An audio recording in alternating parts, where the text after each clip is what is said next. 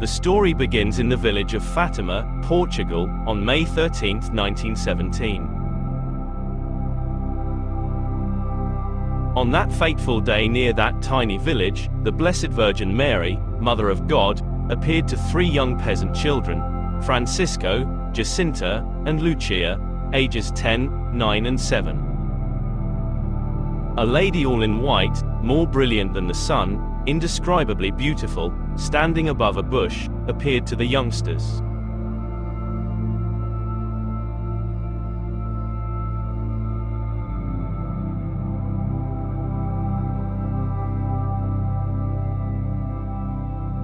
From May through October 1917, the lady appeared and spoke to the children on the 13th day of each month. News of these apparitions began to spread throughout the region. The children recounted that the Virgin told them that God had sent her with a message for every man, woman, and child living in the century.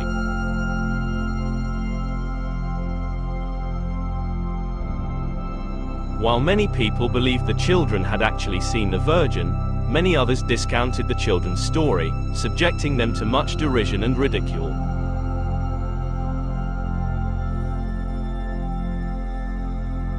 When it became known the lady would visit the children for the last time on October 13, 1917, and had promised a sign that would convince the world she had appeared, many pilgrims made plans to attend.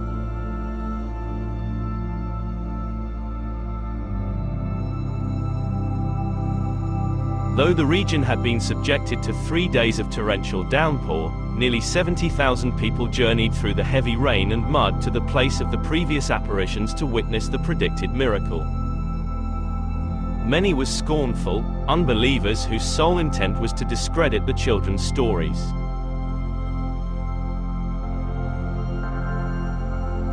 Suddenly the clouds separated, and the sun appeared between them in the clear blue, like a disk of white fire. The people could look at the sun without blinking, and while they gazed upward, the huge ball began to dance. The huge fireball whirled rapidly with dizzy and sickening speed, flinging out all sorts of brilliant colors that reflected on the faces of the crowds.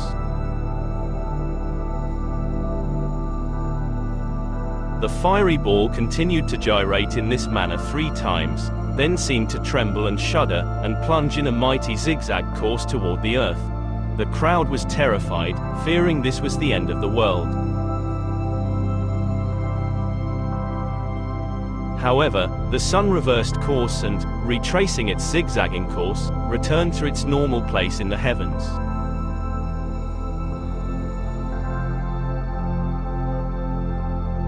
All of this transpired in approximately 10 minutes. After realizing they were not doomed, the crowd began ecstatically laughing, crying, shouting and weeping. Many discovered their previously drenched clothing to be perfectly dry.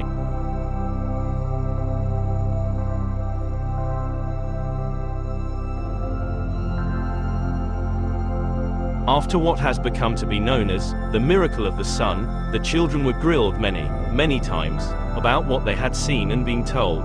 Their story never changed. The heart of Our Lady's message to the world is contained in what has become known as the secret, which she confided to the children in July 1917. The secret actually consists of 3 parts.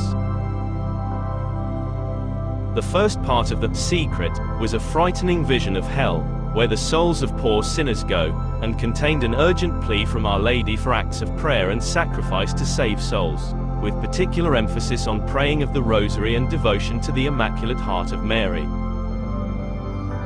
The second part of the secret specifically prophesied the outbreak of World War II and contained the prediction of the immense damage that Russia would do to humanity by abandoning the Christian faith and embracing communist totalitarianism.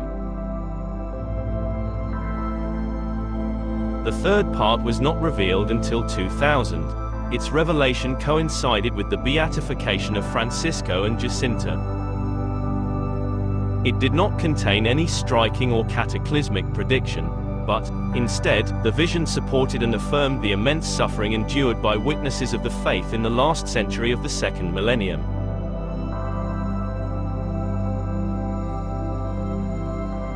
Sister Lucia, the surviving member of the Fatima trio, confirmed that in the vision, the bishop clothed in white, who prays for all the faithful, is the Pope. As he makes his way with great difficulty towards the cross amid the corpses of those who were martyred, bishops, priests, men and women religious and many lay people, he too falls to the ground, apparently dead, under a hail of gunfire.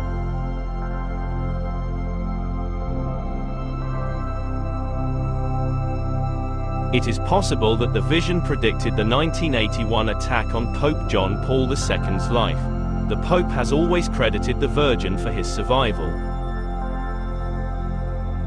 Or it may be a portrayal of the Church's continued struggle against secularism and anti-Christian movements and a continuing call to prayer, sacrifice and devotion to Our Lady of Fatima.